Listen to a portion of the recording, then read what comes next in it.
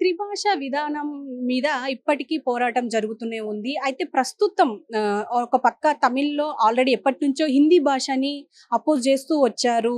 And ఇంకో పక్క కర్ణాటకలో కూడా ఇప్పుడు మొదలయ్యింది. ఇప్పుడు కర్ణాటకలో హిందీ మాట్లాడితే మాత్రం ఆటో నుంచి కాదు, రిక్షా నుంచి కూడా కొట్టే పరిస్థితులు ఏర్పడుతున్నాయి. మనం ఎన్నో సోషల్ మీడియాలో వీడియోలు కూడా చూస్తున్నాము. ఈ ఎంత క్రూయల్‌గా మారిపోయిందంటే హిందీ వాళ్ళు కూడా వీళ్ళు అంటే కన్నడియన్ల మీద దాడి చేయడం కూడా చూస్తున్నాము. అయితే ఏదేమైనా ఈ త్రిభాషా విధానాన్ని అంటే ఇప్పుడు మన స్టేట్స్‌లో హిందీని మనకు చదివిస్తున్నారు గానీ, మరి వాళ్ళ స్టేట్స్‌లో మన తెలుగును చదివిస్తున్నారా అని చెప్పేసి మాట్లాడుతున్నారు. సో, దీని గురించే మనతో పాటు యాక్టివిటీస్ లూబ్నా సాహిబా ఉన్నారు. ఆవిడతో మాట్లాడే ప్రయత్నం చేద్దాం. మేడం, ఇప్పుడు లాంగ్వేజ్ విషయానికి వస్తే ఈ సౌత్ స్టేట్స్, నార్త్ స్టేట్స్ అని అంటే డిఫరెంట్ అయిపోయాయి. అక్కడ మొత్తం హిందీ ఉన్నప్పుడు ఇక్కడ తెలుగు, తమిళ్, మలయాళం ఇవన్నీ లాంగ్వేజెస్ ఉన్నాయి. మరి ఈ లాంగ్వేజ్‌ని అక్కడ చదివిస్తున్నారా అని చెప్పేసి క్వెషన్ చేస్తున్నారు. సో, ఇది ఎంతవరకు కరెక్ట్ అంటారు? ఈ త్రిభాషా విధానం గురించి మీరేమైనా చెప్పగలరా? నేను చెప్పేది ఒకటేనండి. మనం ఇక్కడ కేంద్రీకరించాల్సిన దాని విషయం ఏమిటంటే, ఒకటి దీని లాంగ్వేజ్ ఎకానమీ అన్న అన్న ఒక దాన్ని ఆ దృక్పథం నుంచి చూడాలా, ఈ మల్టిపుల్ భాషల గురించి. దాన్ని రెండోది ఏంటంటే, లెర్నింగ్ సైకాలజీస్ కానీ, ఈ న్యూరో లింగ్విస్ట్ కానీ, వీళ్ళందరూ భాషల గురించి వాళ్ళు ఏం చెప్తున్నారు. Now coming to first of all this neuro linguist కానీ, లెర్నింగ్ సైకాలజీస్ కానీ, వీళ్ళందరూ ఏమంటున్నారు, ది బెస్ట్ లెర్నింగ్ ఒక చైల్డ్ ఎందులో చేస్తారంటే మాతృభాషలో చేస్తారంట. అందులో వాళ్ళు క్విక్ గ్రాస్పింగ్ ఉంటుందంట. సో దిస్ ఈ ఈ ఫార్ములాని మనం అప్లై చేసి, సైంటిఫిక్ ఫార్ములా కదా, కామన్ సెన్స్ కూడా బాగుంది ఫస్ట్ వింటా ఉంటే. ఈ common sense formula, scientific formula ఇది అప్లై చేస్తే మనం అందరము ఇంట్లో ఏ భాష అయితే మాట్లాడుతున్నామో మనం అదే భాషలో మనం చదువుకోవాలా. సో ఇప్పుడు తెలుగు ఈ ఇంట్లో మాట్లాడుకుంటా వాళ్ళు వెళ్ళి ఇప్పుడు హిందీయే నువ్వు నేర్చుకోవాలా కంపల్సరీ అంటే ఎట్లా, is it possible? I mean what is the need and what is the necessity? రెండోది ఏమంటే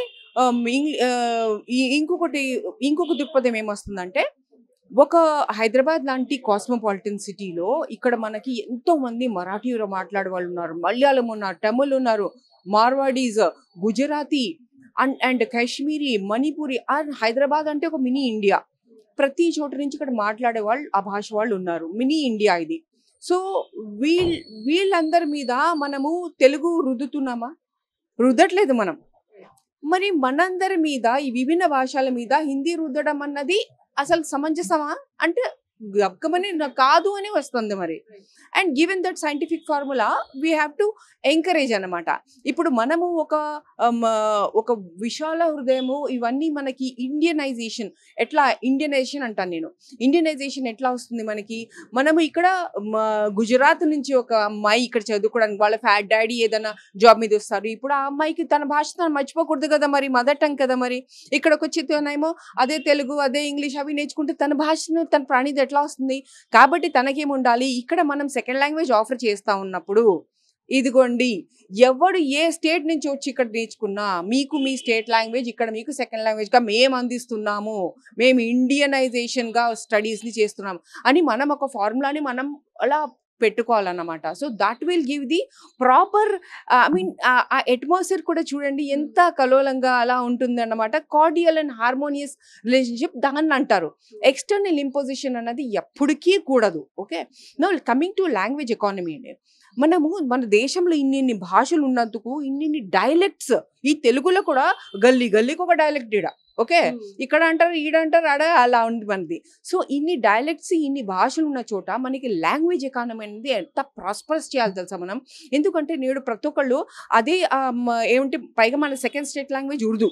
ఓకే, సో మనము ఏదైతే ఆ లిపి ఉన్నదో ఆ లిపిలో మనము సాఫ్ట్వేర్ తయారు చేయడం నుంచి ఆ లిపిలో మనం ఇప్పుడు ఏఐ అంటున్నాం, అన్నిటికీ డాటా కూడా, ప్రతి డాటాని మనం ఉర్దూలో పెడుతుంటే, తెలుగులో పెడుతుంటే, విభిన్న భాషలు గల వాళ్ళకి పెడుతూ ఉంటే అన్ని జాబ్ ఓపెనింగ్స్ అండి మీకు. అది ప్రింట్ కానివ్వండి, అది డిజిటల్ కానివ్వండి, అదే వేరే సాఫ్ట్వేర్ యాప్స్లో లాంగ్వేజెస్. ఎందుకు మనం ఇంగ్లీషే ప్రతి చోట ఉండాలా? ఇప్పుడు సింగపూర్కి వెళ్ళినప్పుడు మీరు చూస్తే అక్కడ ప్రతి బోర్డ్ అండి, ప్రతి public board 4 languages. Can you imagine? Tamil ఉంటుంది తెలుసా అక్కడ, వాళ్ళు చైనీస్, ఇంగ్లీష్, తమిళ్ అట్లా ఉంటాయి. అండ్ భాష, బికాస్ ఇండోనేషియన్ లాంగ్వేజెస్ ఉన్నాయి. సో ఇట్లా ఉన్నప్పుడు మనం కూడా we have to move towards that అంటాను నేను. ఎంతో మనం ఎంబ్రేస్ చేసుకోవాలా. అంటే మన యాంబిట్ని మనము ఒక నారో పెరోకియల్ అంటారు దాన్ని, నారోగా చేయకూడదు. మనం ఎంతమందిని మనం ఒక తల్లి అంటే ఏంటి, ఒక ఊంబ్ నుంచి ఎంత పిల్లలు వస్తారు. సో అట్లా మనం చాలా భాషల్ని మనము ఇమడగల మన ప్రదేశమే ఇండియా. సో ప్రతి స్టేట్ కూడా అట్లా ఆలోచించి, ఎస్పెషల్లీ నార్త్ ఇండియా మాత్రం అట్లా ఆలోచించాల్సిన అవసరం చాలా ఉంది. ఎందుకంటే నేడు నార్త్లో ఎంతో మంది మన సౌత్ ఇండియా నుంచి పనిచేస్తున్నారు. అక్కడ అభివృద్ధికి కారణమవుతున్నారు. వాళ్ళకు వాళ్ళ లాంగ్వేజ్ సపోర్ట్ ఎక్కడైనా ఉందా? ఎప్పుడూ లేదు. వాళ్ళు అడగలేదు కూడా. పైగా అది గమనించండి, అడగలేదు. వాళ్ళు ఏంటంటే అమాల్గమేట్ అయిపోయారు, వాళ్ళు అసిమిలేట్ అయిపోయారు అక్కడ. సో అట్లాంటి అసిమిలేషన్ సౌత్ ఇండియా నార్త్ దగ్గరికి వెళ్ళి చూపిస్తున్నప్పుడు, నార్త్ ఇక్కడికి వచ్చి అది చూపిస్తుందా అంటే, వచ్చి ఇక్కడికేమో గవర్నమెంట్ నుంచి ఏమో నువ్వు ఆ భాష చేసుకోవాలి. అండ్ గవర్నమెంట్ ఇంకోటి ఉర్దూ గురించి ఇక్కడ చెప్పాలండి. రీసెంట్గా రఘునందన్ గారు కూడా ఉర్దూని ఎందుకు ప్రమోట్ చేస్తున్నారు అంటే, ఉర్దూని అసలు సరిగా ప్రమోట్ చేయలేదు. అది ఆ ప్రాబ్లం ఉంది. ఎందుకు అంటే, ఇది ఎందుకో చెప్తాను నేను. ఇప్పుడు అమిత్ షా గారి దగ్గర నుంచి, మోడీ గారి దగ్గర నుంచి మనం అందరం వాడే దాంట్లో మొత్తం బాలీవుడ్ తీసుకోండి, అందులో అన్ని ఏమున్నాయండి? Urdu is a combination of Persian and Arabic. మొహబ్బత్ అంటారు, అంటే హుబ్బా నుంచి. హుబ్బా ఏంటి? అరాబిక్ వర్డ్ అది. ఇంకా మన అమిత్ షా గారు కూడా స్పీచెస్లో ఏమో లిహాజా అంటూ ఉంటారు, అంటే దట్ ఈస్ వై. ఇదేంటి? Pure Arabic. అది కాస్త ఉర్దూలోకి వచ్చేసింది. సో ఇట్లా ఈ అమాల్గమేషన్స్ అన్నది, అసిమిలేషన్స్ అన్నది, it is a part of the churning out of various interactions అన్నమాట. దాన్ని ఇప్పుడు సడన్ గా వీళ్ళు అవన్నీ ఉర్దూ వర్డ్స్ మానేస్తారా? అమిత్ షా గారు, మోడీ గారు రోజు మాట్లాడే హిందీలో ఉర్దూ వర్డ్స్ ఉన్నాయి, అరాబిక్ వర్డ్స్ ఉన్నాయి. నేను ఎత్తి చూపించగలను. నేను ఏమంటారు? ఇప్పుడు మొహబ్బత్ వర్డ్ తీసి పడేస్తారా? చెప్పండి. లవ్ ని తీసి పడేస్తారా? మొహబ్బత్ ఈస్ ఫ్రమ్ హుబ్బా, which is Arabic, pure Arabic word అండి అది. సో ఇవన్నీ బ్రాడ్ మైండెడ్ ఆలోచించాలా. ప్లస్ ఇంకొకటి నేనైతే అంటాను, లాంగ్వేజ్ ఎకానమీని మనం మరవకూడదు. ఈ వేరియస్ లాంగ్వేజెస్లో ఇండియా మనము ప్రతి దాన్ని ఆపర్చునిటీగా తీసుకోవాలా. దీన్ని ఎట్లా ఎకనామైజ్ చేయాలా, దీంట్లో ఎట్లా జాబ్ ఆపర్చునిటీస్ ఏంటి అనేసి. మల్టిపుల్ లాంగ్వేజెస్ ఉండడం వలన, మల్టిపుల్ ప్రింట్ దగ్గర, మల్టిపుల్ సాఫ్ట్వేర్ దగ్గర, మల్టిపుల్ యాప్స్ దగ్గర, ఈ వేరే భాషల్లో మనం జనరేట్ చేయడానికి ఎంత ప్రమోట్ చేస్తే అంతంత ఎంప్లాయ్మెంట్ ఆపర్చునిటీస్ వచ్చి మన గవర్నమెంట్కే బాధ తగ్గుతుంది. కానీ ఇప్పుడు స్టేట్ గవర్నమెంట్స్ లైట్ కాకుండా ఇప్పుడు నేషనల్ గవర్నమెంట్, ఇప్పుడు కేంద్ర ప్రభుత్వం ఏమంటుంది అని అంటే, ఇప్పుడు హిందీ భాషను సెకండ్ లాంగ్వేజ్గా మొత్తం జాతీయం చేయాలి, అంటే నేషనల్ చేయాలి అని చెప్పేసి కూడా చాలా మ్యాటర్స్ వస్తున్నాయి. అంటే చాలా మంది మాట్లాడుతున్నారు. ఒకవేళ ఇది పాసిబుల్ అవుతుందంటారా? ఎందుకంటే ఇప్పుడు మన స్టేట్ ఇప్పుడు వాళ్ళు మన దగ్గరకు వచ్చినా మనం అదే లాంగ్వేజ్ మాట్లాడతాం, మనం అక్కడికి వెళ్ళినా వాళ్ళ లాంగ్వేజే మాట్లాడతాం. సో ఇది పాసిబుల్ అయ్యే అవకాశం ఉందంటారా? అది కరెక్ట్ అంటారా? ఇది టూ థింగ్స్ అడిగారు మీరు, పాసిబులా కరెక్టా? పాసిబుల్ అంటే ఇట్ ఇస్ నాట్ పాసిబుల్ అండి. ఎందుకంటే నథింగ్ షుడ్ బి ఎక్స్టర్నల్. ఒక చిన్న పిల్లాడికి కూడా మనం ఎక్స్టర్నల్గా చేరా అంటే వాడికి ఏదో వస్తుంది, కానీ ఇది వాడికి చూపించి వాడే చూస్ చేసేటట్టు చేస్తే వాడు చాలా లైక్ చేస్తాడు. సో ఇది ఇప్పుడు ఎక్స్టర్నల్గా లేదు, ఇది మేము ఇట్లా చేస్తున్నాం అట్లా చేస్తున్నాం అని షియర్ నంబర్స్తో ఏమో ఓట్లు వేయించుకొని, ఇన్ ద పార్లమెంట్ కానీ, లోక్సభలు కానీ, రాజ్యసభలు కానీ, షియర్ నంబర్స్తో నేను ఇది పాస్ చేసేసినాం కాబట్టి ఇది ప్రజలు ఒప్పుకున్నది అంటే 33%, 20% ఓట్ షేర్ అదంతా. So we can't just go on the parliamentary, Lok Sabha and Rajya Sabha numbers and tell కి no people like it. That is wrong. ఆ ఫార్ములా అప్లై చేస్తా ఉన్నారు వీళ్ళందరూ. That's wrong. ఇప్పుడు ఎక్స్టర్నల్గా ఏది కూడదండి. This is democracy. ఇంటర్నల్గా మీరు ఇది ప్రజలకి, ఇండియాకి మంచిది అనుకుంటుంటే వాళ్ళు చూస్ చేసేటట్టు వాళ్ళని ఒప్పించుకొని దీన్ని ఇది చూపించేవన్నీ చేయాలి. ఇప్పుడు నేను చూపించినట్టు మీకు ప్రతి లాంగ్వేజ్లో లాంగ్వేజ్ ఎకానమీ డెవలప్ అవుతుందాడా? ఎందుకు నేను ఒకటే లాంగ్వేజ్లో ఒకటే రంగులో ఎందుకు ఉండాలా? మనది heterogeneous. We are multi colours, multi dialects, multi languages, multi cuisines, అట్లా ఉన్న దేశం మంది. ఎట్టి పరిస్థితుల్లో ఈ యూనిక్నెస్ పోకూడదు. ఈ హోమోజినిటీ అన్నది ఇది 1 అనుకుంటా. 1 అన్నది ఎక్కడండి? మరి 1 అంటే మరి 1 ఇన్కమ్ పెట్టండి. నువ్వు 140 crores ఇండియన్స్కి, ప్రతి ఇండియన్కి ఒకటే ఇన్కమ్ పెట్టండి, చూపిస్తా, చూడండి, నేను చూస్తా.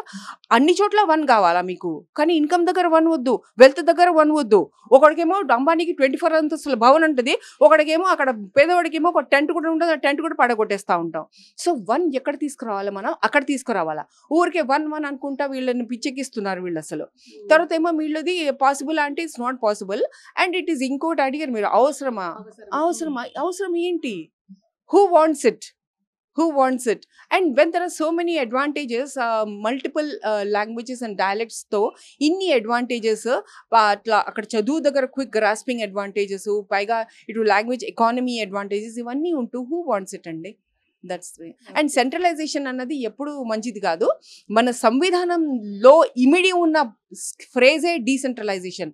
అండ్ ఎంత లాంగ్వేజెస్ మనం ఎన్ని ఉన్నాయంటే అంత మనకు decentralisation will be more and more profitable for us and in tune with the మన సంవిధానం. కానీ ఇప్పుడు లాంగ్వేజ్ వల్ల ఇప్పుడు తమిళ్లో మనకు మొదటి నుంచి మనం ఇందాక చెప్పినట్టే ద్రవిడ ఉద్యమం అని చెప్పేసి అప్పటి నుంచి హిందీని అపోజ్ చేస్తూ వచ్చారు.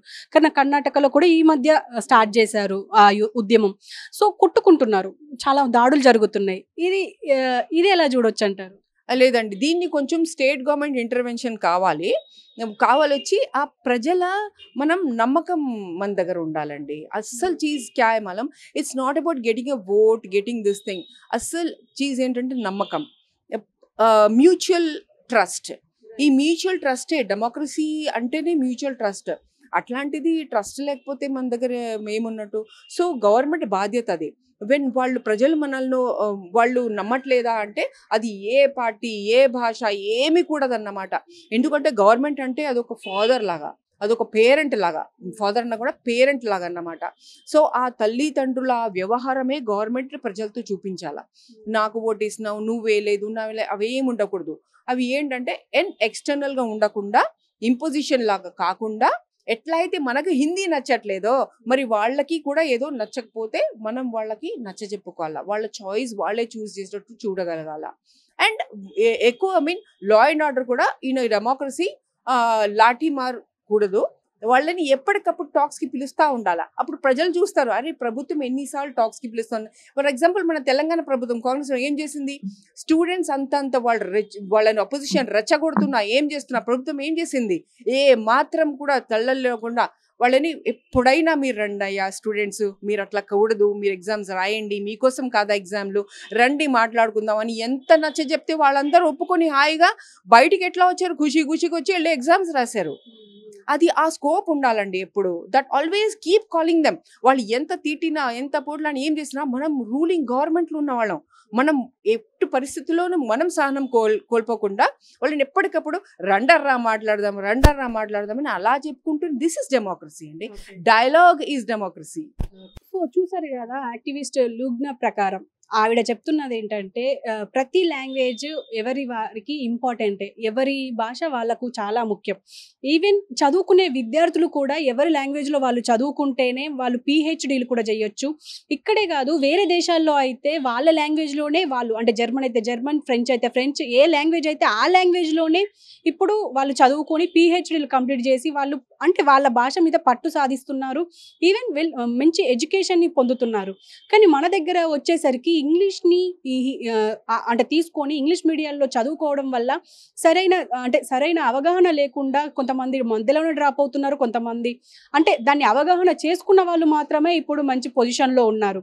ఈవెన్ ఇంగ్లీష్ మొత్తం ప్రపంచవ్యాప్తంగా ఉన్నప్పటికీ ఇప్పుడు హిందీ భాష విషయానికి వస్తే మాత్రం హిందీ భాష మాత్రం ఉత్తర రాష్ట్రాల్లో ఉంటుంది. కేవలం మన రాష్ట్రాల్లోకి వచ్చి, అంటే దక్షిణాది రాష్ట్రాల్లోకి వచ్చి వాళ్ళ డామినేషన్ చూపించడం వల్లే ఇలాంటి దాడులు జరుగుతున్నాయి అని చెప్పేసి అంటున్నారు. ఈవెన్ ఇప్పుడు ప్రస్తుతం అంటే ఆ దాడులు ఆపాలి అంటే ఖచ్చితంగా ప్రభుత్వాలు జోక్యం చేసుకోవాలి. ఈ ప్రభుత్వాలు ఏవైతే ఉన్నాయో ఆ దాడులు ఎక్కడైతే అవుతున్నాయో వాళ్ళని పిలిచి మాట్లాడే ప్రయత్నాలు చేయాలి. అది తెలుగు అయితే తెలుగు, మలయాళం అయితే మలయాళం, ఏ భాష అయితే ఆ భాష మీద. మనం మొదటి నుంచి వింటూనే ఉన్నాం. తమిళనాడులో మొదటి నుంచి ద్రవిడ ఉద్యమం అని చెప్పేసి అప్పటి నుంచి